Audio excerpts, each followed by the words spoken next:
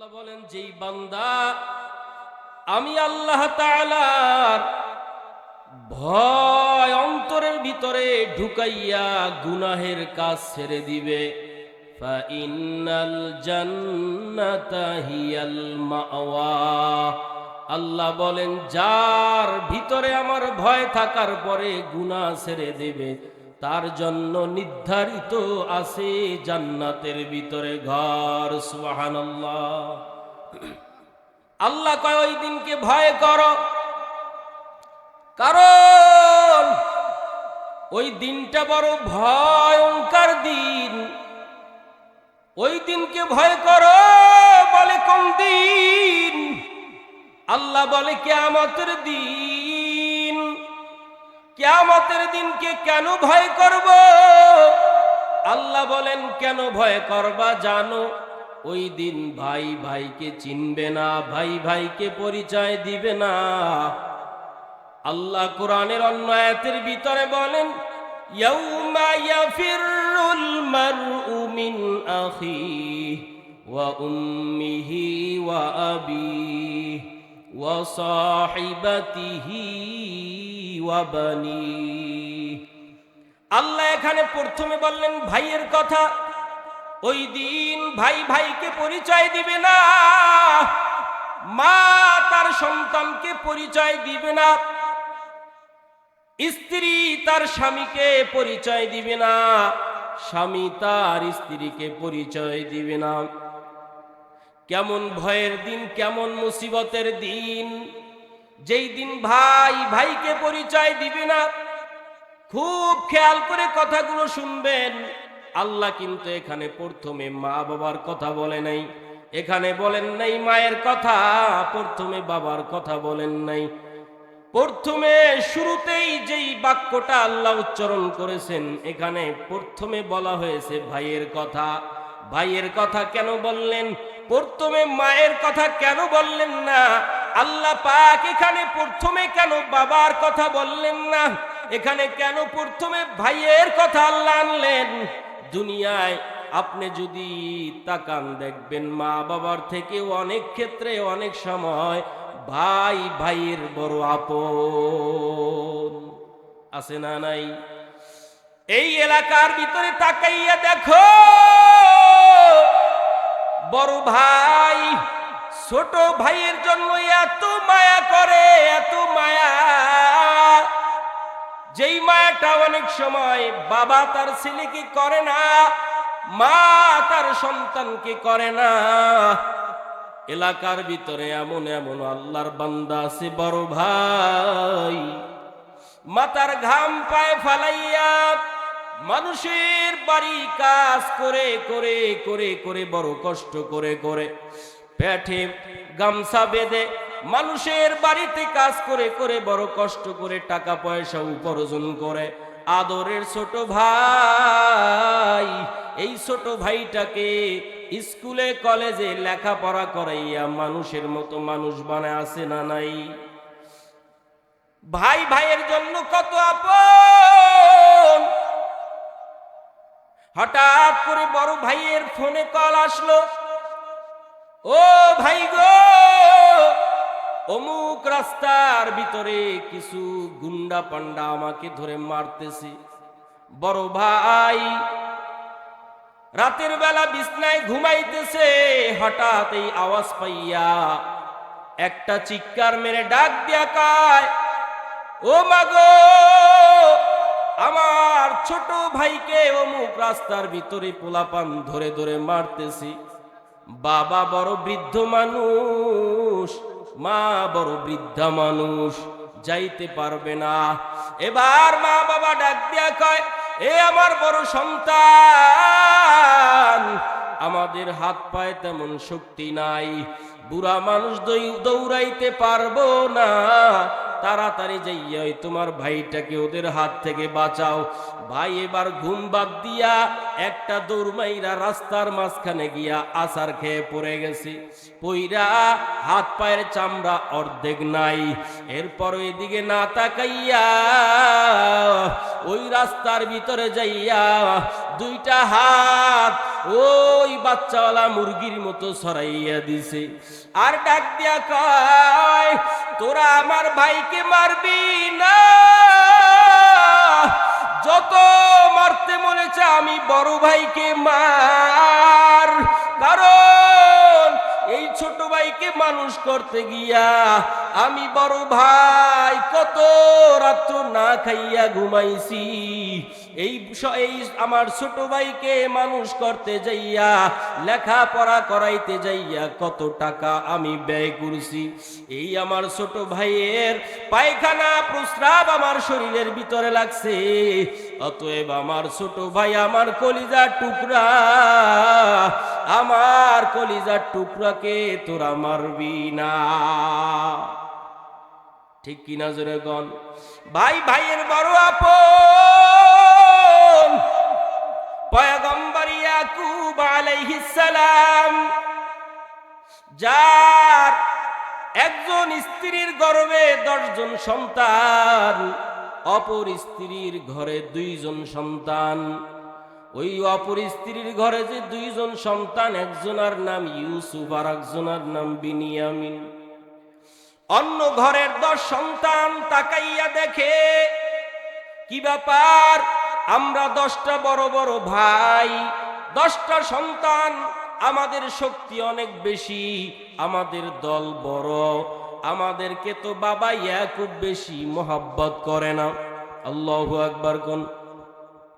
আমাদেরকে তো এত মোহাব্বত করে না, যেই মোহাব্বতটা ভাই ইউসুফকে করে, কলিজায় আর মানে না, সহ্য হয় না, হিংসায় পড়ে এবার ডাক দিয়া কয়, কি ব্যাপার ইউসুফ রে, কি করা যায়? আল্লাহর কেমন কুদরত, তাকাইয়া দেখো, এখান থেকে উপদেশ গ্রহণ করো। এই ইউসুফ পয়গম্বরের নামে আল্লাহ পাক কোরআনের ভিতরে একটা সূরাই নাজিল করলেন, বলেন সুবহানাল্লাহ। পয়গম্বর ইউসুফের মা নাই, এই জন্য বাবা ইয়াকুব একটু তারে বেশি মহব্বত করে। 10 ভাই সহ্য করতে পারে না, 10 ভাই গিয়া ডাক দেখায়, বাবা ইউসুফ রে একটু আমাদের সাথে দেন, আমরা ওরে খেলতে নিয়ে যাব। বাবা ইয়াকুব ডাক দিয়া কয়, না না, তোমাদের হাতে দেওয়া যাবে না, কারণ পয়গম্বর ইয়াকুব কিছুদিন পূর্বে স্বপ্নে দেখছে 10টা বাঘে আমার ইউসুফকে খাইয়া ফলাইছে। ইয়াকুব পয়গম্বর মনে মনে এই স্বপ্নের ব্যাখ্যা করলেন, এই 10টা বাঘ কোন জঙ্গলের বাঘ না, এই 10টা বাঘ আমার ওই 10 জন সন্তান। আমি যে ইউসুফ রে একটু বেশি আদর করি, ওই 10 সন্তান সহ্য করতে পারে না, এই জন্য পয়গম্বর ইয়াকুব আগের থেকেই তাদের কাছ থেকে একটু তারে আলাদা করে রাখি। পয়গম্বর ইয়াকুব ডাক দিয়া কয়, না না, তোমাদের হাতে আমার ইউসুফকে দেওয়া যাবে না। এই 10 সন্তান ডাক দিয়া কয়, বাবা আমরা ইউসুফকে খেলার ময়দানে নিয়ে যাব, তার শরীরে কোনো হাত দিব না। আল্লাহু আকবার বলেন, আর জোরে কোন আল্লাহু আকবার। তার শরীরে কোনো আঘাত করব না। বিভিন্ন কলে কৌশলে পয়গম্বর বাবা ইয়াকুবকে বুঝাইয়া এবার পয়গম্বর ইউসুফ নবীকে খেলার কথা কইয়া মাঠে ময়দানে নিয়ে গেল। মাঠের ভিতরে নিয়া এবার ওই 10 ভাই, এক ভাই মারধর করে আর এক ভাইয়ের হাতে দেয়, এক ভাই মারে আর এক ভাইকে হাতে দিয়ে বলে, তুই এবার মার। এমন মারতেছে, মারে আর ডাক দিয়া কয়, আমি এখন মারতেছি, তোর কোন বাপে এবার তোকে ফিরাবে? মারতেছে, এমন জোরে মারতেছে। এই 10 ভাইয়ের ভিতরে একটা ভাই ছিল বড় ভাই, যার নাম ইয়াহুদা। এই বড় ভাই বাধা দিলেন, তোরা ওরে মারিস না, যেহেতু আমার বাবার ঔরসের সন্তান, আমার বাবার ঔরসের সন্তান, তোরা ওর গায়ে আঘাত করিস না, ওর গায়ের উপরে আঘাত করিস না। বড় ভাই যখন পক্ষ নিলেন, এবার ওই 10 ভাইয়ের ভিতর থেকে 9 ভাই ডাক দিয়া কয়, তুমি আবার কেন ইউসুফের দালালি করতেছো? আল্লাহু আকবার। তুমি যদি ইউসুফের দালালি করো তোমাকেও কিন্তু আমরা মারব। বড় ভাই আর কিছু করতে পারলেন না। এবার মারতে মারতে রক্তাক্ত করিয়া ইউসুফকে এক পর্যায়ে মেরেই ফেলাইবে, দুনিয়াতে রাখবে না। বড় ভাই ডাক দিয়া, ইয়াহুদা ডাক দিয়া, কার মারিস না, এই ইউসুফের তো মা নাই, আর আমার বাবা ইয়াকুব তো দুর্বল হয়ে গেছে। ইউসুফ যদি মরিয়া যায় বাবা কান্না করে দুনিয়ার থেকে বিদায় নিবে। তোরা ওরে মারিস না, লাগে অন্য কোনো ব্যবস্থা কর। এ কথা বলার পরে 9 ভাই শরীরের ভিতরে রশি লাগাইয়া কূপের ভিতরে ছাইরা দিবে। এমন সময় ইউসুফ কান্না করে ডাক দিয়া কয়, ও ভাই, তোমরা আমাকে কূপের ভিতরে ফালাইও না, ফালাইও না। প্রয়োজনে তোমরা আমাকে দেশ থেকে অন্য দেশে সরাইয়া দাও। শুনলেন না তার কথা। এবার রশিটা যখন কেটে দিবে, আমার আল্লাহর কুদরতি অন্তর জোশ মেরে যায়। আল্লাহ ডাক দিয়া কয়, জিব্রাইল, তাড়াতাড়ি যাও, তাড়াতাড়ি যাও, জান্নাত থেকে একটা জান্নাতি পাথর নিয়ে যাও, আর জান্নাতি একটা পোশাক নিয়ে যাও। ওই কূপের ভিতরে নাপাক পানি আমার ইউসুফের পায়ে যেন না লাগে। আল্লাহু আকবার বলেন। ইউসুফের পায়ে যেন নাপাক পানি না লাগে। ইউসুফ কূপের ভিতরে পড়ার আগেই ইউসুফের পায়ের তলায় পাথর দিয়া দাও, আর জান্নাতি পোশাক পরাইয়া দাও। আল্লাহ পাক রব্বুল আলামিন ব্যবস্থা করলেন। এই রশি কাটতে দেরি হয়, ইউসুফের পায়ের তলায় আল্লাহ জিব্রাইলের মাধ্যমে জান্নাতি পাথর দিতে দেরি করে না। আল্লাহু আকবার। এই কূপের ভিতরে অন্ধকার, অন্ধকার, কিন্তু কূপটা অন্ধকার না। ইউসুফের চেহারা এত আলো, এত আলো, এত আলো। ইতিহাসের ভিতরে লেখেন, আল্লাহ পৃথিবীর অর্ধ সৌন্দর্য দিয়া পয়গম্বর ইউসুফকে তৈরি করেছে। ইউসুফের চেহারার আলোতে ওই অন্ধকার কূপটা আলোকিত হয়ে গেছে। কিছু সময় পর এদিক দিয়া ওই ইয়াহুদা যে 10 ভাইয়ের বড় ভাই মাঝে মাঝে মাঝে মাঝে গোপনে গোপনে নাস্তা নিয়া কূপের ভিতরে দেয় রশির মাধ্যমে। 2-3 দিন খাবার দেওয়ার পর হঠাৎ একদিন খাবার দিতে আইসা দেখি ইউসুফ কূপের ভিতরে নাই। ওই মিশর থেকে ব্যবসায়ীরা আসছিল, কূপের ভিতরে যখন বালতি ফলাইছে পানি নেওয়ার জন্য, ওই বালতির ভিতরে আল্লাহ হুকুম করলেন, ও ইউসুফ বালতির ভিতরে উঠে যাও। তারা রশি দিয়া টাইনা উপরে তুইলা দেখে ভিতরে একটা সুন্দর ফুটফুটে সুন্দর চেহারাওয়ালা বাচ্চা দেখা যায়। সুবহানাল্লাহ। একটা বালক তারা পাইয়া খুশি হইয়া মিশরে নিয়ে গেলেন।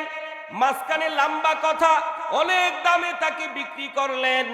আল্লাহর কি কুদরত! এক সময় আজিজে মিশরের বাদশার ঘরে পয়গম্বর ইউসুফ চলে গেলেন। মাঝখানে ওই আজিজে মিশরের বাদশার স্ত্রী জুলেখা বিভিন্ন প্রবলন দেখাইলেন, প্রেমের কথা বললেন। ইউসুফ পয়গম্বর রাজি হইলেন না। আল্লাহু আকবার। মাঝখানে অনেক কথা ছেড়ে দিলাম। এক পর্যায়ে আল্লাহ পাক রব্বুল আলামিন, কত বড় কাদের কুদরত আমার মাওলা, আমার মাওলা ওই ইউসুফ আলাইহিস সালাতু ওয়াস সালামকে মিশরের বাদশা বানায় দিলেন। আল্লাহু আকবার। এবার পয়গম্বর ইউসুফ মিশরের বাদশা হয়ে গেলেন। এক পর্যায়ে 40 বছর পর সারা দেশের ভিতরে দুর্ভিক্ষ, কোথাও কোনো খানা নাই, কিনানের জমিনেও খানা নাই। হঠাৎ সারা দুনিয়ায় খবর হয়ে গেছে মিশরে একজন বাদশাহ আছে, সে অনেক খানা দেয়, অনেক অল্প টাকায় বেশি খাবার দেয়। পয়গম্বর ইউসুফের আব্বা পয়গম্বর ইয়াকুব এই কথা শুনতে পেরে ওই 10 ভাইকে ডাক দিয়া কয়, পুরান কিছু টাকা আছে, এই টাকাগুলো নিয়ে মিশরে চলে যাও। শুনছি মিশরের বাদশা নাকি অনেক ভালো মানুষ, অল্প টাকায় অনেক অনেক খানা দিয়া দেয়। কিন্তু বাবা ইয়াকুব জানে না ওই মিশরের বাদশা তার ছেলে পয়গম্বর ইউসুফ। কাদেরে কুদরতুদারি বরকামাল আনতা রব্বি আনতা হাসবি জুল জালাল, তুহি কাদের জলিলুল্লাহ জাহাদার বহর হালে তুহি মেরা নিগাহদার। এবার খানা আনার জন্য যখন 10 ভাই ওই বাদশা ইউসুফ পয়গম্বর ইউসুফের রাজ সিংহাসনে ঢুকছে, শাহী গেট দিয়া 10 ভাই ঢুকতেছে খানার জন্য। আল্লাহু আকবার বলেন। 10 ভাই যখন ঢুকতেছে, আল্লাহর কত বড় কারিশমা, 10 ভাই ইউসুফকে দেখা চিনে না, চিনে না, চিনে না। কিন্তু সিংহাসনে বৈশা ওই পয়গম্বর ইউসুফ দূরের থেকে তাকাইয়া চেহারার দিকে তাকানো মাত্রই চিনা ফেলাইছে আমার সেই 10 ভাই। আল্লাহু আকবার। রাজ সিংহাসনে ঢোকা মাত্রই চিনছে পয়গম্বর ইউসুফ, বলে তাদেরকে আমার কাছে পাঠাইয়া দাও। আর কর্মচারীদেরকে বললেন তাদের বস্তার ভিতরে কোনো মাপজোপ দিয়া খানা দিবি না, বরং যা অন্য মানুষকে দাও তার থেকে বেশি খানা দাও, আর ওদের টাকাটা ওদের বস্তার ভিতরে ঢুকাইয়া দিও যাতে না টের পায় তারা। এবার তা পয়গম্বর ইউসুফের সামনে আসলেন। এবার ডাক দিয়ে আপনাদের বাড়ি কই? বলে কেনান। আপনারা কয় ভাই? বলে আমরা 10 ভাই। বলে আপনাদের আরো কোনো ভাই আছে নাকি? কয়েকটা ভাই আছে বাড়িতে, নাম কি? বলে বিনিয়ামিন। আপনার আরো কোনো ভাই আছে নাকি? বলে আর একটা ভাই ছিল, নাম কি? বলে ইউসুফ। কোথায় সে? কয় তাকে বাগে খায়া ফলাইছে। জোরে কন নাউজুবিল্লাহ। পয়গম্বর ইউসুফ এখনো পরিচয় দেয় না আমি সেই ইউসুফ। এবার ডাক দিয়া আপনার বাবা কি আছে নাকি বেঁচে? বলে হ্যাঁ। বাবা এখন কি অবস্থা, শরীরের কি হালাত? বলে ওই যে ভাই ইউসুফ, ও হারাইয়া গেছে, ওর চিন্তায় বাবা কান্না করতে করতে 2টা চোখ অন্ধ হয়ে গেছে। পয়গম্বর ইউসুফ মনে চাইছে চিৎকার মেরে কাঁদবে, কিন্তু কাঁদতে পারে না, তাহলে এই ভাইয়েরা চিনে ফেলবে। আল্লাহু আকবার। এবার রাত্র হয়ে গেছে। 10 ভাইকে ডাক দিয়া আপনারা যদি কিছু মনে না করেন, তাহলে আমার এই রাজপ্রাসাদে আপনাদেরকে আজকের দিন রাখতে চাই, আজকের রাত্র। কয় রাখেন, কোনো সমস্যা নাই। আল্লাহর কি কুদরত! পয়গম্বর ইউসুফ এবার 5টা রুমে 10 ভাইকে ঢুকাইয়া দিলেন থাকার জন্য। এক এক রুমে 2 ভাই, এক এক রুমে কয় ভাই? এবার পয়গম্বর ইউসুফ কৌশল করে 10 ভাইকে 5 রুমে ঢুকাই দিছে, এক এক রুমে 2 জন বাকি থাকলো। এবার এক ভাই পরবর্তীতে আবার যখন খানার জন্য আসছে, তখন বিনিয়ামিন রে নিয়ে আসছে। শর্ত দিছিল ইউসুফ পয়গম্বর, বিনিয়ামিন রে না আনলে পরের বছর খানা দিব না। পরের বছর নিয়ে আসছেন। আইসা সংক্ষেপ, যেহেতু লম্বা ঘটনা, 2 মিনিটে শেষ করে দিতেছি। 2 মিনিটের জন্য অনেক লম্বা ঘটনা তো, যাই হোক।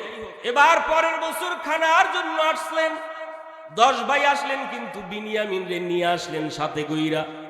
এবার ডাক দিয়া কয় আপনারাই মেহমান খানায় থাকেন।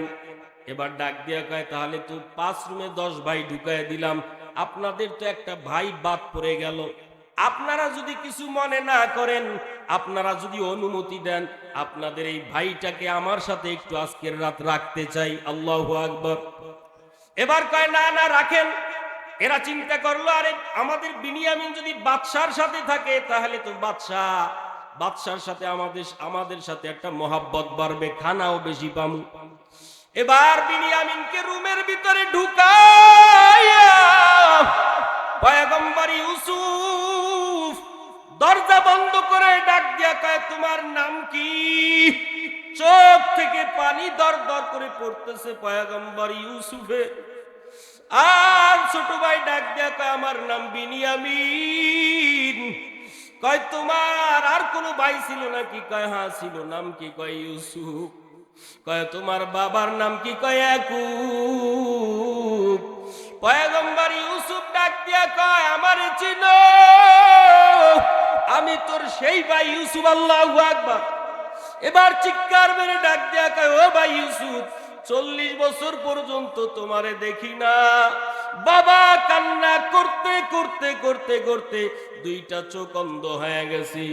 এবার সকাল যখন হয়ে গেছে, 10 ভাইরে ডাক দিয়া কয়, আপনারা বাড়ি চলে যান। আর আপনাদের যেই ভাইকে আপনারা মেরে কূপের ভিতরে ফালাইছিলেন, ওই ভাই আমি ইউসুফ, আজকে এই